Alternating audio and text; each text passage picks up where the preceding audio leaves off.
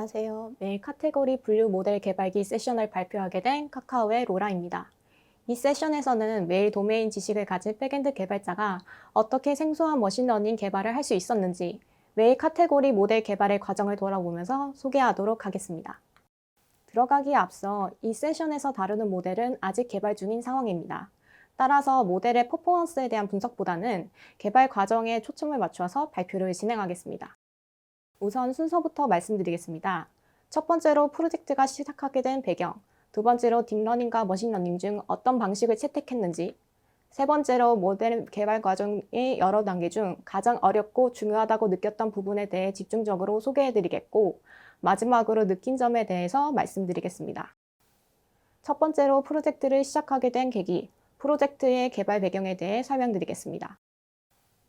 보통 메일은 서비스 특성상 공적 자료나 소식지를 받는 용도로 사용하고 있는데요.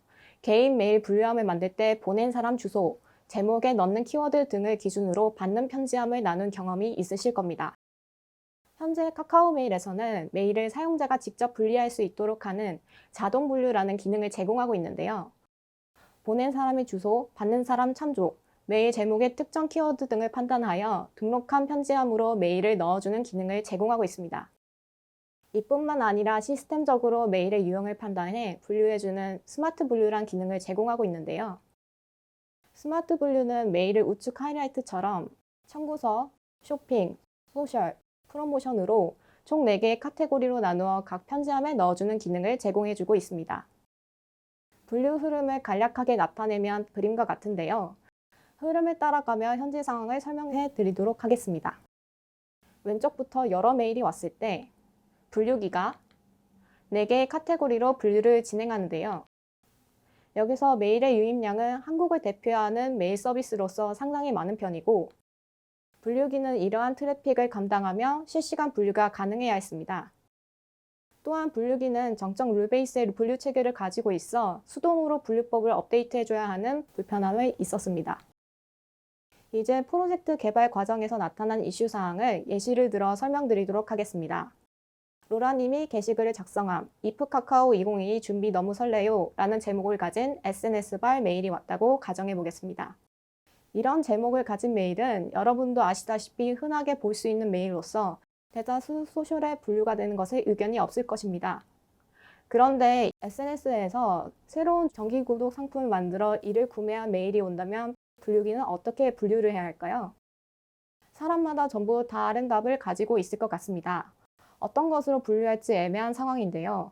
현재 분류기는 지정된 룰에 따라 같은 메일이라도 다르게 분류될 가능성이 있습니다.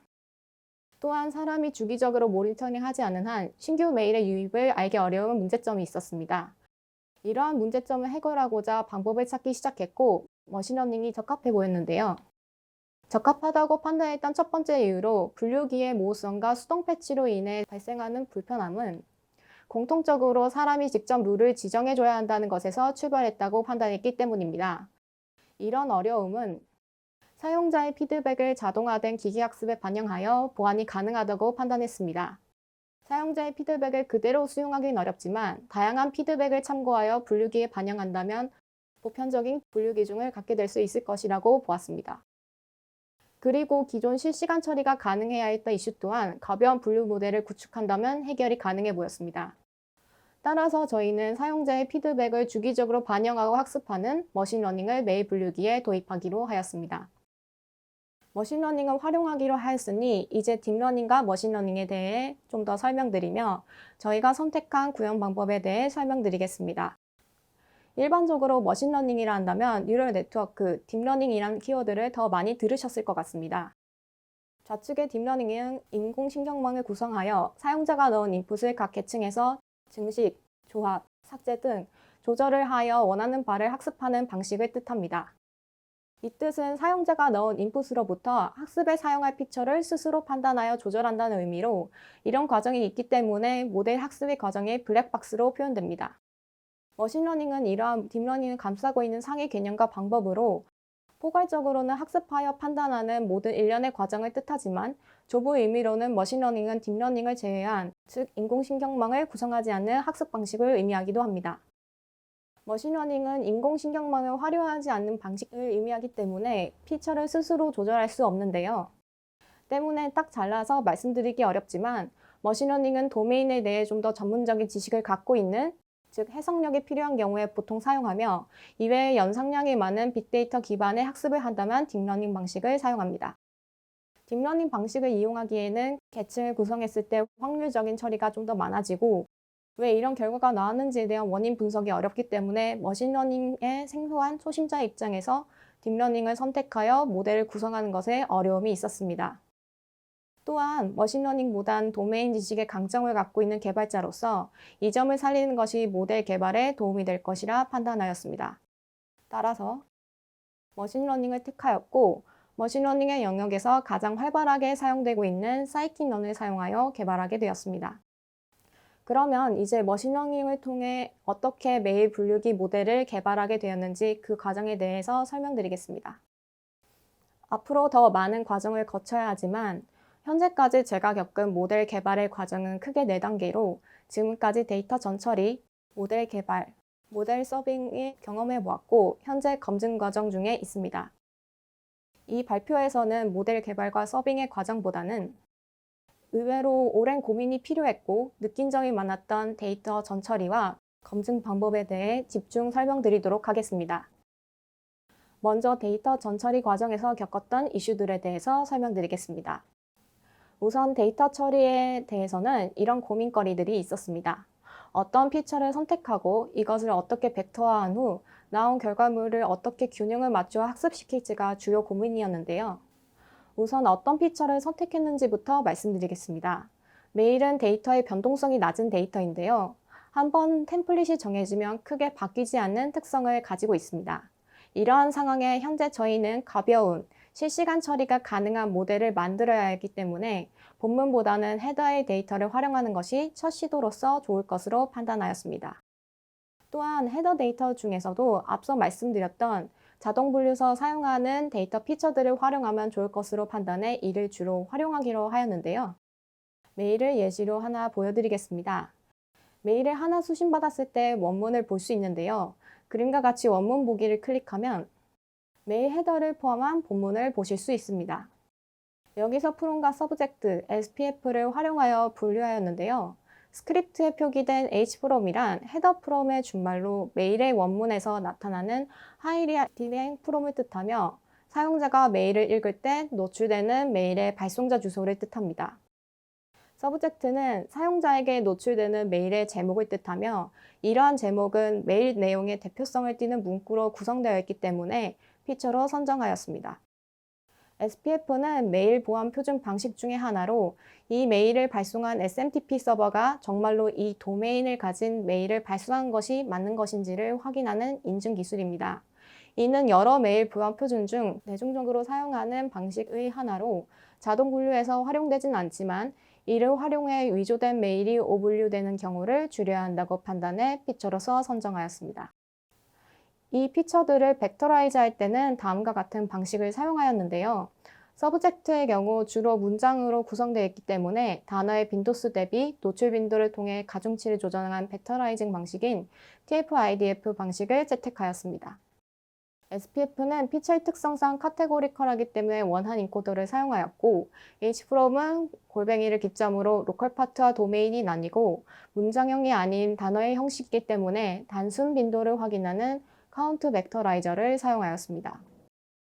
다음으로는 학습 데이터의 균형에 대한 이슈를 이야기해 보고 싶은데요. 모델을 만들 때 카테고리별로 동일한 양의 데이터를 넣어 학습해야 한다는 것은 당연해 보였지만 같은 카테고리 내에서, 즉 같은 카테고리 내에 특정 메일들이 정의하고 있는 데이터의 양 또한 균등하게 조절하는 작업 또한 필요했습니다. 예를 들면 아래의 파이 차트와 같은데요. 이 그래프는 기존 스마트 분류상 한 카테고리에서 짧은 시간 내에 유입한 상위 5개의 hfrom 도메인별 비율을 나타낸 차트입니다. 여기서 A 도메인이 다른 탑5 도메인 대비 거의 절반가량 점유하는 것을 볼 수 있는데요. 만일 이 비율을 조정하지 않고 그대로 학습한다면 피처 중 하나의 hfrom을 선정했기 때문에 특정 도메인으로 유입된 메일만을 해당 카테고리로 분류할 가능성이 높아 보였습니다. 따라서 우선 도메인에 제한을 두어 비교적 균등하게 학습할 수 있도록 하였습니다. 다음으로 검증에 대해서 설명드리겠습니다. 저희는 모델의 성능을 검증하기 위해 A/B 테스트를 진행했습니다. 그림에서 보시는 파이 차트는 테스트에서 메일을 어떤 유형으로 분류했는지 비율을 나타낸 차트입니다. 여기서 노란 부분은 해당 없음, 진회색이 청구서, 회색이 프로모션, 연회색이 쇼핑이며 연갈색은 소셜을 나타냅니다. 안의 차트는 기존 스마트 분류의 결과를, 바깥쪽 차트는 머신러닝으로 만든 모델을 통한 분류 결과를 나타냅니다. 각 차트를 살펴보았을 때 눈에 띄는 점은 위와 같은 부분이었는데요. 기존 정적 룰 분류 해당 없음의 25%를 모델에서 추가 분류했다는 점이었습니다. 여기서 특히 소셜의 추가 분류분이 눈에 띄었는데요. 소셜의 내역을 대략적으로 훑어봤을 때 그림과 같은 케이스가 추가 분류된 것을 볼 수 있었습니다. A/B 테스트 후 더 세밀하게 성능을 검증하기 위해 추가 검증을 하기로 하였습니다. 이 단계에서는 어떻게 표본 집단을 추출할 것인지, 어떻게 true, false를 가릴 것인지 고민이 많았습니다. 표본 집단을 랜덤하게 추출하지 않는다면 저희가 검증했던 결과가 신뢰도가 있는지 알기 어려웠으며 또한 어떻게 해야 공수를 덜 들이면서 추출의 결과를 판단할지 고민이었습니다. 고민을 하다 보니 모델 성능 검증이 어려웠던 본질적인 이유는 모델이 분류한 데이터, 즉 검증해야 할 데이터가 너무 많아서 그런 것이란 생각이 들었습니다. 모집단의 수가 너무 많기 때문에 그를 대표할 만한 데이터를 어떻게 뽑아야 할지, 봐야 할 데이터가 너무 많은데 어떻게 다 일일이 true와 false를 가릴지가 큰 문제였습니다. 이에 대한 해결 방안으로서 우선 봐야 할 모집단의 수를 줄이는 것에 초점을 두어 모수를 줄이기 위해 중복되는 메일, 즉 템플릿 메일을 제외하기로 하였습니다. 템플릿 메일이란 단어는 표준 용어는 아니지만 설명을 위해 붙인 단어인데요. 이것이 무엇인지 설명드리기 위해 앞에서 본 이 슬라이드로 잠시 돌아와 보겠습니다. 여기서 A 도메인으로 유입된 메일의 제목 상위 5개를 뽑아보면 다음과 같습니다. 위와 같이 여러 통수로 중복된 메일의 경우 메일 특성상 하나의 양식에 맞춰 유입된 메일이라 볼 수 있습니다. 즉, 세부 내역은 다르나 메일의 양식이 동일한 메일을 이 발표에선 템플릿 메일이라 부르도록 하겠습니다. 이제 템플릿 메일의 수를 줄이기 위해 시도한 방법에 대해서 설명드리겠습니다. 상위에 나온 제목으로도 몇만 단위 통이 유입되었기 때문에 우선 간단하게 같은 발송 도메인과 제목을 기준으로 메일을 묶어 볼 수 있도록 하였습니다. 이렇게 처리하고 보니 사람의 이름과 같이 특정 명사가 바뀌는 경우 묶이지 않았고 유입되는 메일 또한 무시 못할 수준으로 모여 이러한 케이스를 커버할 수 없을지에 대해 고민하기 시작했습니다. 두 번째 시도에서는 앞에서 본 메일의 제목 유형을 살펴봤을 때 명사만 달라지는 형태가 다수로 보여 형태소 분석을 통해 명사를 추려내고 이를 제외한 문구가 동일한지를 비교해 보았습니다. 위와 같이 처리 후 살펴보니 이름이 마스킹 처리되거나 숫자에 의해 다르게 처리된 케이스가 발견되어 전처리 과정을 추가하였습니다. 또다시 처리 후 살펴보니 명사 외에 명사구를 이루는 형태 또한 발견하여 묶음 과정을 추가해 이를 제외하고 문장이 동일한지를 확인했었는데요. 이외에 여러 시도를 하였지만 형태소 분석이 잘못된 경우를 완전히 없애기 어려웠고 이러한 케이스로 인해 검수에 어려움이 있어 보완이 필요했습니다. 세 번째 시도는 다른 접근으로 해보았는데요. 아래와 같은 메일 제목이 여러 건 유입되었을 때 위와 같이 동일한 문구가 많은 점에서 착안하여 문장 유사도를 통해 묶어보기로 하였습니다. 문장 유사도에는 자카드 유사도, 코사인 유사도 등 여러 방법이 존재합니다. 이러한 방식은 두 문장들의 유사도를 비교하여 진행해야 했기 때문에 5의 n제곱의 복잡도가 있어 그대로 사용하기에는 무리가 있었습니다. 이외에 다른 방법은 없는지 확인해 본 결과 문선의 문장들을 비교하여 빠르게 유사도 비교가 가능한 미네시 LSH 방식을 확인해 봤는데요. 이때의 복잡도는 대략 5의 n으로 사용에 문제가 없는 것을 확인했었습니다. 다만 예시와 같이 같은 템플릿 외에 별건으로 섞이는 경우가 있어 이에 대한 처리가 필요했습니다. 각 시도한 방법을 표로 나타내 비교해보니 이러했는데요. 여기서 각 방법을 적절히 변형 후 조합하면 한계점을 극복할 수 있을 것으로 보였습니다. 그리하여 최종적으로 4차 시도에서는 앞서 시도한 과정을 적절히 조합하여 계산하였습니다.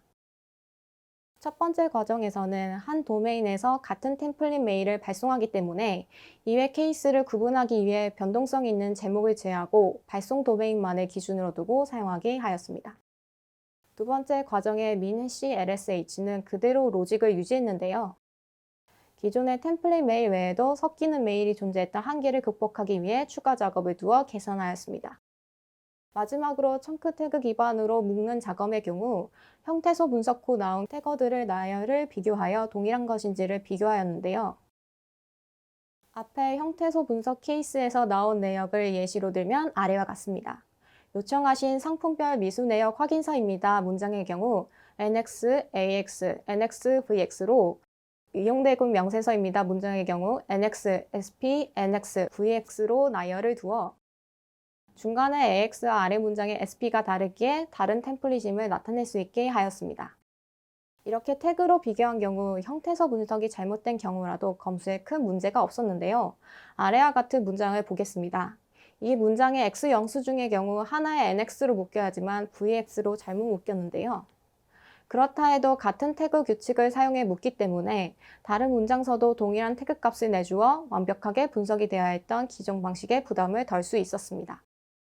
정리하자면 min-c lsh가 있어 형태소 분석상 약간의 오차를 허용하게 해주었고 청크 태거 기반 묶음이 있어 min-c lsh가 갖고 있는 러프한 묶음의 한계를 개선했습니다.